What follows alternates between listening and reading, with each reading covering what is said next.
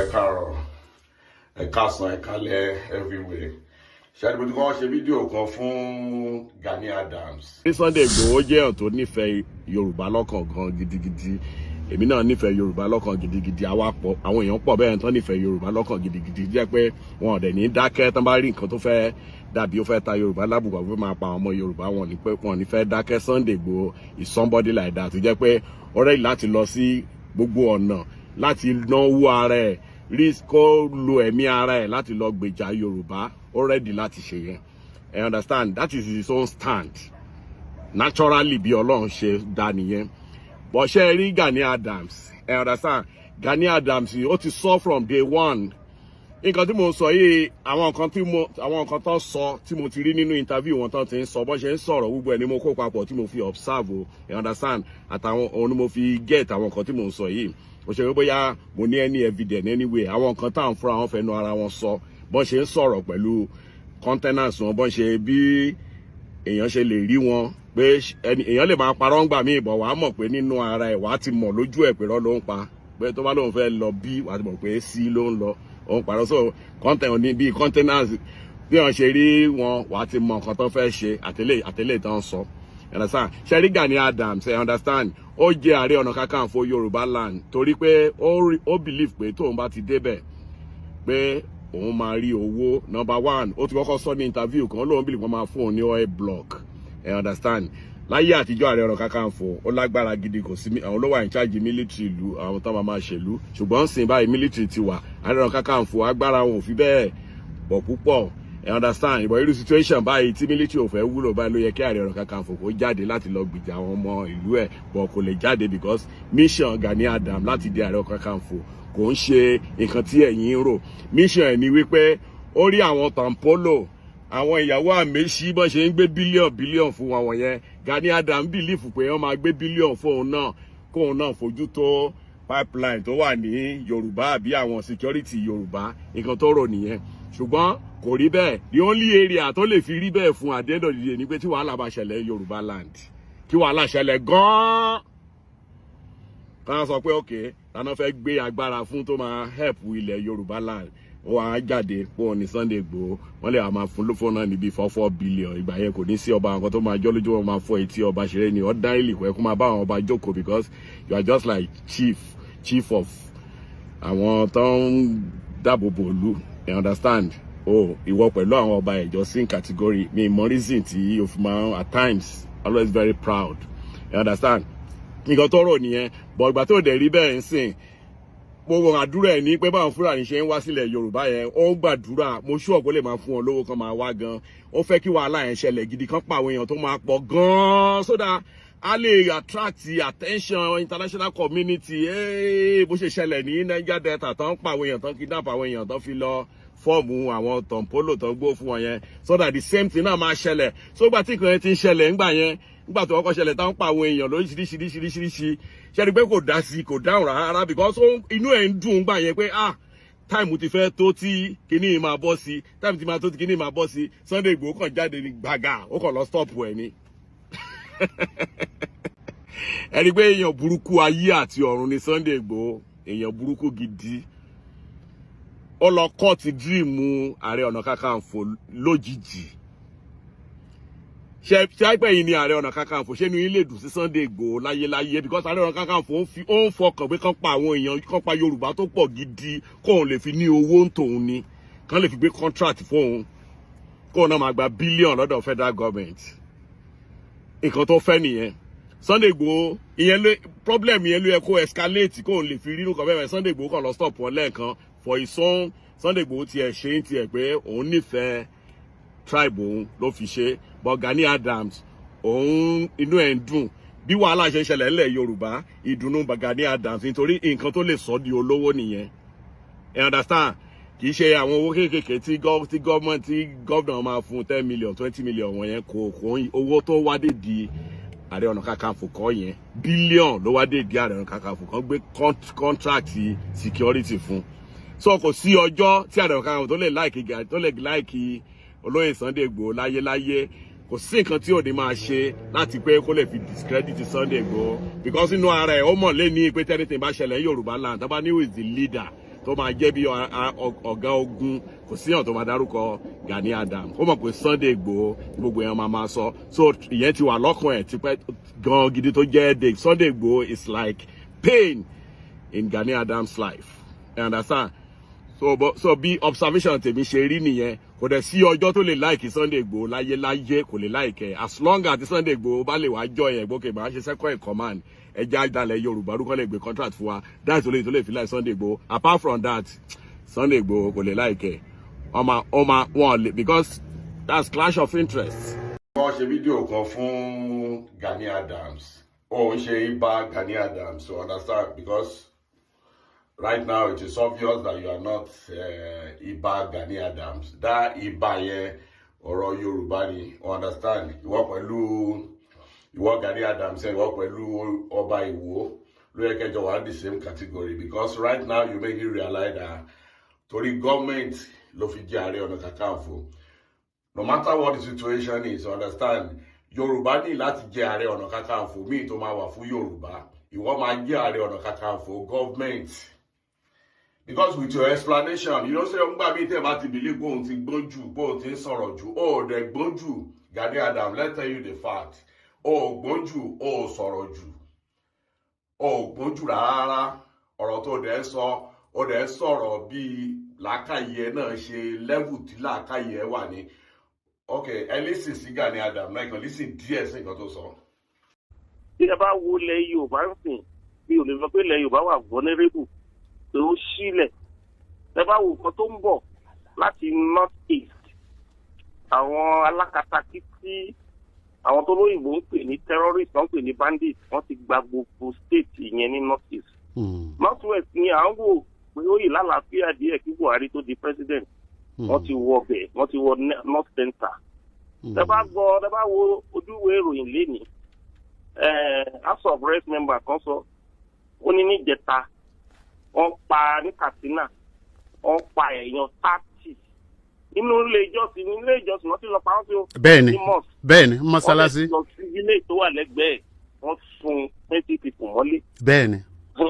ikú tó ń kojú gbà ẹni òwe ni ń pamọ́ ni o. ṣé bá dẹ̀ wo ìròyìn kò síjọ́ kan ní láàrin ọjọ́ 2 sí 3 ẹ gbọ́ pé wọ́n ya wọ ìlú kan ní Middle Belt. wọ́n fẹ́ẹ̀ run gbogbo ìlú ní Middle Belt especially Benue State Plateau Kogi Nasarawa.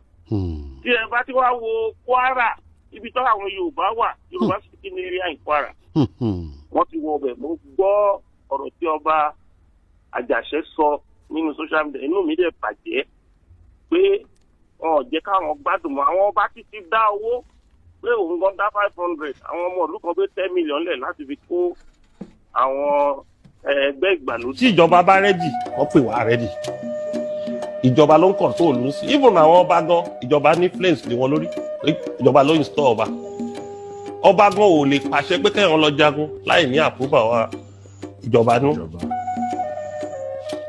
wọ́n ní pé tí ìjọba bá rẹ́dì.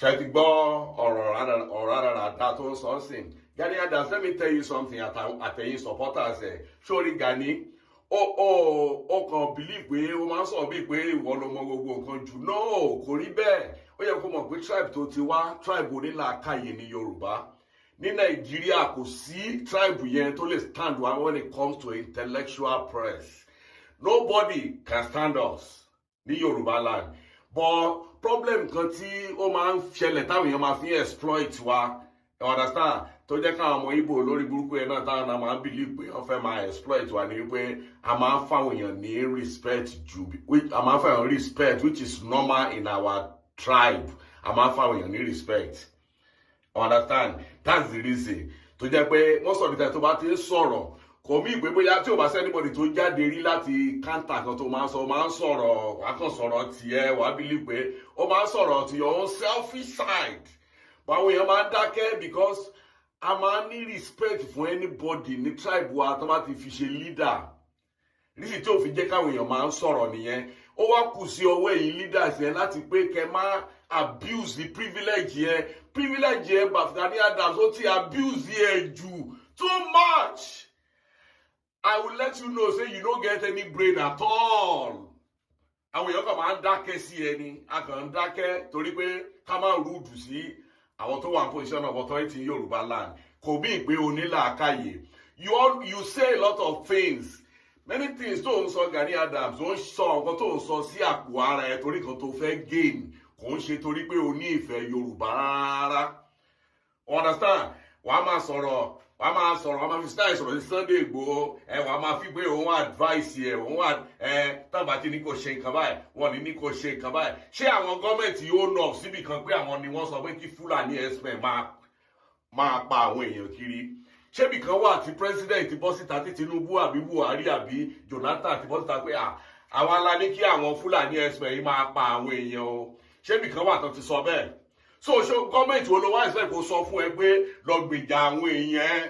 Gọ́ọ̀mẹ̀ntì wo ló wá expect? Gani, you no get sense o. Wàláì àwọn èèyàn kàn dákẹ́ sí ẹ wọ́n kàn wú ẹ ní. Má rò pé bóyá wọ́n nìkan ló gbọ́n jù kó bá tẹ̀lé ro bẹ́ẹ̀ náà because your brain is just very little. Everybody kàn dákẹ́ sí ẹ ní.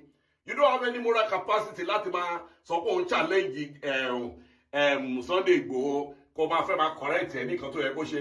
Ìwọ ń dúró de owó gọ́ọ̀mẹ̀ntì nítorí owó gọ́ọ̀mẹ̀ntì ni ó fi jẹ́ Ààrẹ Ọ̀nà Kakanfò.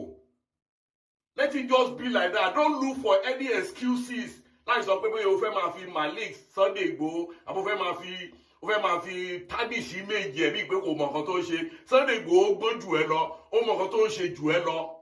Like seriously.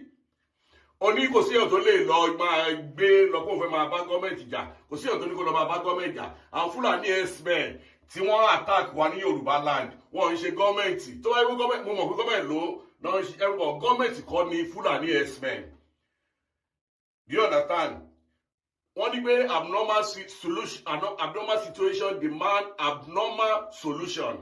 Abnormal solution is your office, which is the office of Ààrẹ Ọ̀nà Kakanfò of Yorùbá land. Bóyá Ààrẹ Ọ̀nà Kakanfò Ọ̀yọ́ dẹ̀ ni, I don't know. But bí wọ́n ti ń dọ̀yọ́ ń sìn, what are you still doing?